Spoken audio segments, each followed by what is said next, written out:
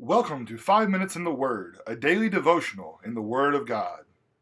Logan, years ago, Diane Woods was a great gospel preacher.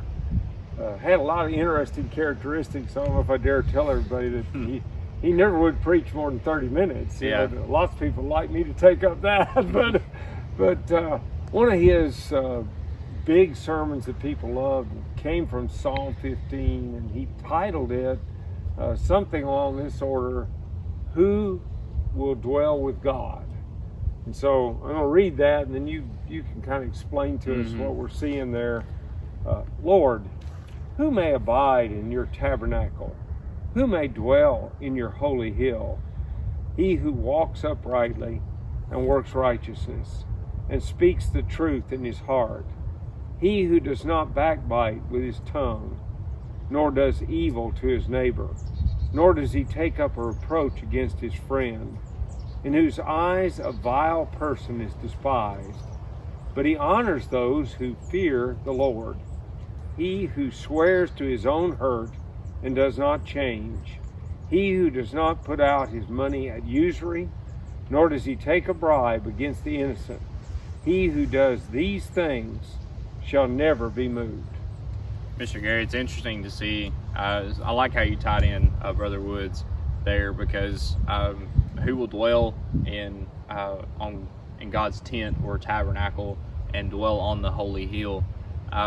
Really, there's a movie that I watched when I was probably in high school, and there was an acronym in there called Bible, and the acronym stood for Basic Instructions Before Leaving Earth. Oh. And this psalm really follows suit with this, because the psalmist here is writing, or David rather, this is the way of the righteous. This is the way of a righteous person.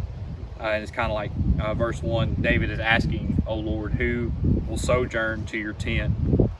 Who shall dwell on your holy hill?" And in verses 2 through 5 is God saying, "Okay, I'm going to answer your question." And verses 2 through 5 is his answer. He who walks blamelessly and does what is right speaks truth in his heart. They can't be brought blame against. Verse 3, who does not slander with his tongue, and does no evil to his neighbor, nor takes up a reproach against his friend. They are not like the world. We read in Romans 12, do not be conformed to this world, but be transformed by it. And to become people who are not blameless. Verse 4, in whose eyes a vile person is despised, but who honors those who fear the Lord. People who are righteous, they stand with the upright.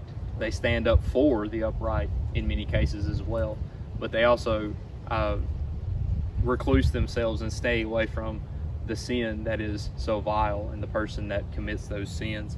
Then finally, verse 5, who does not put his money out at interest and does not take a bribe against the innocent. He who does these things shall never be moved. And I kind of want to look forward to next week, Mr. Gary, and look at Psalm 16 in verse 8. I've set the Lord always before me, because he is at my right hand. I shall not be shaken. When we set God as our precedence, and he is the foundation of our lives and our spiritual walks, obviously, but just our everyday lives, we're not going to be shaken. It's like we have concrete shoes where we could get moved in whichever direction, but our feet are still firmly planted. That's a good illustration, and it is interesting that both of these psalms effectively contain those words, not be moved. If you're like this. I love the 15th Psalm. As you went through it, I kept thinking, man, so much of this is describing the essence of the law of Moses. Yeah. Don't loan money to your brother, your Jewish brother, at interest. Yeah. It's okay to loan money to him, but don't charge him interest. He's your brother. It's interesting to see too that it was bad if you did it to a Gentile, but it's so much worse if you did it to one of your Jewish brethren. Yeah, that's right. That's right. And as you said very appropriately, Paul deals with so many of these things, like you quoted Romans chapter 12, and his emphasis being, don't go after the world. Don't let them form you, but instead let the Word of God transform you. Let it make you different. And that's what we're seeing here. Of course, Paul deals with many, many more of these concepts, and all of us need to realize if we want to dwell with God, I mean, ultimately, the idea is do His will. Exactly.